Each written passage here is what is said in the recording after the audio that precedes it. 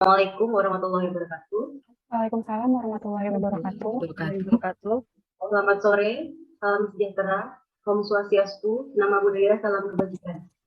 Selamat datang di podcast kami, Laskar Golongan 2 Angkatan 3 Kelompok 1. Sebelumnya perkenalkan, nama saya Lucy Lavita dari BPTKL Jakarta. Lalu ada teman kami. Saya Jusitia Intan dari Rumah Sakit Lengkap Darmais. Saya profesinya perawat, Kak. Nama saya Endah, profesinya sebagai teknisi elektromagnetik di RSCM. Sore ini kami akan membawakan sebuah podcast yang bertemakan membangun kesiapsiagaan bela negara dengan mengupas arti bela negara, aksi nasional bela negara, serta peranan ASN dalam kesiapsiagaan bela negara. Nah, telah hadir bersama kami Ibu Meitira.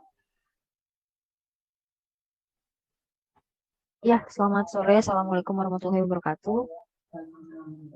Beliau adalah pengajar di UINDO. Beliau mengajar dari bulan Oktober 2017 dan sekarang sebagai ASN.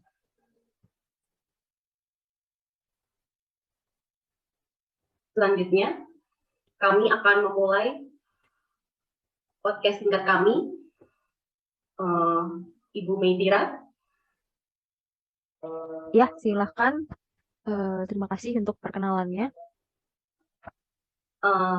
Menurut Ibu Meitira, apakah arti bela negara itu? Bela negara untuk saat ini ya, untuk zaman sekarang ini, kalau untuk bela negara lebih ke untuk upaya untuk memberikan yang terbaik untuk bangsa, negara, rakyat, sesuai dengan kapasitas kita masing-masing, sesuai dengan bidangnya masing-masing, sesuai kemampuan masing-masing. Sesuai bidang kami masing-masing ya. Kalau Ibu Meitira kan sebagai dosen ya. Contohnya bela negara sebagai dosen itu seperti apa ya?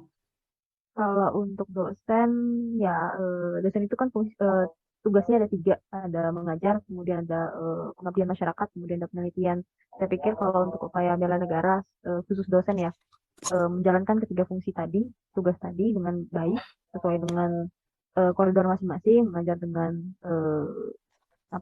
dengan tekun, kemudian disiplin juga, kemudian mengajarkan semua yang diketahui, penelitian juga sama, kemudian untuk pengabdian juga diupayakan untuk memberikan manfaat sebesar-besarnya untuk masyarakat. Ada pengabdian untuk masyarakat juga ya sebagai dosen. Lalu kalau menurut Ibu Meitira, pandangan bela negara di Indonesia itu seperti apa? Untuk bela negara, saya pikir mungkin sebagian besar masyarakat mungkin belum terlalu paham untuk mengenai bela negara, bukan hanya misalnya perang dalam bentuk perang misalnya untuk membela negara dalam bentuk kekerasan seperti itu ya, mungkin belum paham bahwa bela negara bisa dilaksanakan dengan tindakan yang ya tadi semampu kita, tindakan-tindakan kecil misalnya juga dengan menjaga lingkungan misalnya, dengan belajar bersungguh-sungguh misalnya untuk mahasiswa ataupun siswa-siswi sekolah gitu. Jadi tidak perlu yang terlalu besar misalnya, tapi hal kecil yang tidak merugikan bangsa, tidak mengakibatkan kerugian bagi bangsa negara itu juga sudah termasuk ke dalam aksi bela negara untuk masyarakat Indonesia. Iya, karena mungkin kalau kita berpikir bela negara itu kayak perang gitu ya, Bu Meitira ya. Iya. Kayak kita harus perang. Padahal di Indonesia ini tidak ada kurikulum yang mengajarkan seperti di negara lain yang ada wajib militer, kan belum ada. Ya. Definisinya mungkin harus diperluas dan harus lebih dipahami masyarakat. Iya. Gitu. Lalu selama menjadi ASN ini, Ibu Meitira, bela negara seperti apa yang Ibu sudah terapkan? Selama menjadi ASN, yang pertama patuh pada peraturan, jadi tidak kalau untuk tugas itu biasanya sering ada tidak menyalahgunakan jabatan, tidak menyalahgunakan wewenang, kemudian tidak boleh misalnya menerima gratifikasi semacam itu ketika bertugas di lapangan. Mungkin sejauh ini seperti itu. Semoga kedepannya juga tetap seperti itu. Amin. Sama seperti kami para CPNS. Ya. Lalu menurut Bu Medira, apakah yang dapat kami lakukan sebagai bentuk memperkuat jiwa bela negara pada diri kami?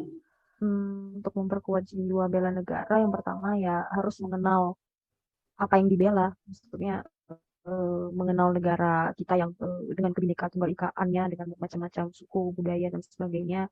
Mungkin bisa berangkat dari situ sih, untuk saling mengenal suku, agama, ras, golongan, toleransi, menerapkan toleransi. Saya pikir berangkat dari situ untuk mulai bisa melakukan aksi-aksi bela negara gitu.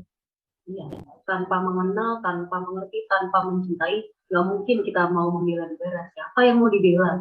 Gitu Iya, ya, betul. Ya, betul. Yang menarik sekali Bu Medira. Bagaimana teman-teman, ada yang ingin tanyakan dengan Bu Medira? Iya Kak, saya tertarik banget tadi Bu Medira bilang kalau misalkan salah satu upaya bela negara itu salah satunya memberikan yang terbaik sesuai dengan profesi yang kita miliki atau yang sedang kita tekuni. Itu juga menyambung ada di poin dari bela negara sendiri, yakni rela berkorban untuk bangsa dan negara dengan indikator berpartisipasi aktif dalam pembangunan masyarakat bangsa dan negara. Sejauh ini dengan profesi Ibu yang sebagai dosen, apakah ada kendala-kendala terkait dengan pencapaian indikator tersebut, Bu? Kayak apakah ada kesulitan untuk merealisasikan agar kita bisa berbela negara tersebut? Untuk kendala mungkin lebih ke mempertahankan idealisme kali ya, mempertahankan kita memang mau tetap ada di koridor jalan untuk membela negara seperti yang tadi Intan sebutkan seperti itu. Mungkin ada beberapa lah apa ya godaan mungkin ya, tapi diusahakan untuk tetap berbuat baik. Nah, saya pikir untuk kalau misalnya niatnya baik, insya Allah pasti ada jalan. Berarti ada begitu banyak faktor eksternal ya Bu, termasuk dari lingkungan juga. Untuk sama satu lagi pertanyaan Bu, kan baik sebagai dosen atau profesi lain juga kita perlu mengimprove kompetensi kita.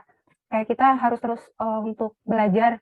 Nah, apakah menurut Ibu apakah sampai dengan saat ini fasilitas tersebut memadai untuk kita bisa meraih kompetensi tersebut, Bu?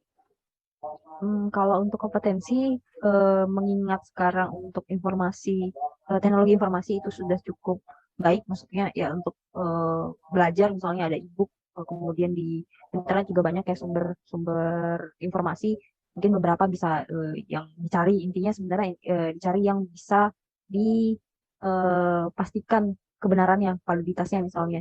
Seperti misalnya jurnal yang sudah terakreditasi ataupun ya buku-buku yang memang sudah eh, apa namanya buku yang memang sudah diakui lah seperti itu.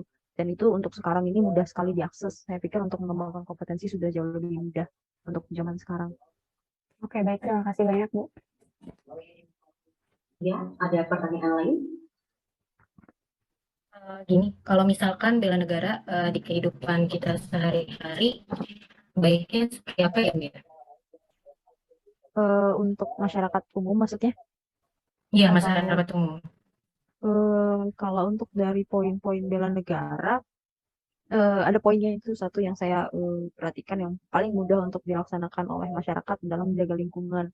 Jadi misalnya sesederhana misalnya tidak membuang sampah sembarangan, kemudian mungkin mengurangi jumlah produksi sampah di rumah tangga itu juga sudah bisa menjadi satu aksi bela negara. Intinya kan menjaga apa ya tanah air tercinta seperti itu untuk supaya tidak rusak lingkungannya, supaya masih bisa diwariskan ke generasi mendatang gitu.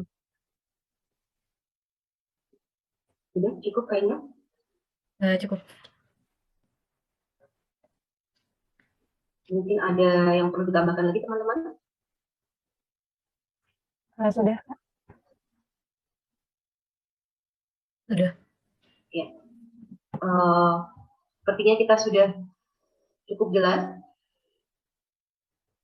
Ya, mungkin kalau misalkan bisa kita tarik kesimpulan, seperti yang tadi kita bincang-bincang dengan Bu Mei, bahwa sebenarnya dalam artian bela negara di sini adalah doing the best dalam setiap profesi yang kita miliki. Itu hal yang paling sederhana sih yang bisa kita lakukan, di samping dari yang tadi disebutkan bahwa kita harus cinta tanah air, kemudian sadar berbangsa dan bernegara, kemudian setia pada Pancasila sebagai ideologi negara, kemudian rela berkorban untuk bangsa dan negara, dan yang terakhir kemampuan awal bela negara. mungkin ada beberapa persepsi masyarakat juga yang harus dibetulkan bahwa menjalani aksi bela negara itu bukan hanya sekedar tembak-tembakan atau senjata saja yang kita jadikan alat untuk mengaplikasikan aksi bela negara ini, tapi dengan cara kita berkompeten dengan suatu bidang yang kita geluti, itu merupakan suatu aksi bela negara yang nyata. Mungkin seperti itu, Kak Juti. Ya, terima kasih closing statement-nya Kak Justi. Terima kasih pula kepada Bu Meitira yang telah ikut dalam mengerjakan podcast kami. Terima kasih. Sekian dari kami podcast ASN Berakhlak. Wassalamualaikum warahmatullahi wabarakatuh. Waalaikumsalam warahmatullahi wabarakatuh.